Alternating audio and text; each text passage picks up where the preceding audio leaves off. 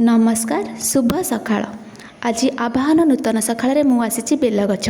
आपण मैंने समस्ते जानती शिवंकर अति प्रिय पत्र होइथिबारु मते पूजा पाई शिवंक निकट में चढ़ा जाए।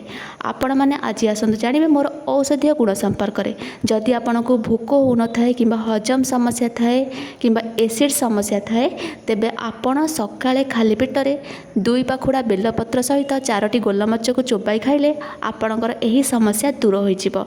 जदि मधुमेह रोग थाए कि अल्सर समस्या थाए तेबे आपण सकाळे खाली पेटरे 2 पाखुड़ा बेलपत्र को चोबाई खाइले आपणकर एही समस्या मध्य दूर होइजिबो।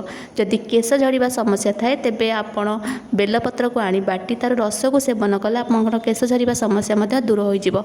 चर्म संबंधी जदि कोनोसी रोग थाए तेबे आपण बेलपत्र को आनी बाटी सेवन करि परिबे।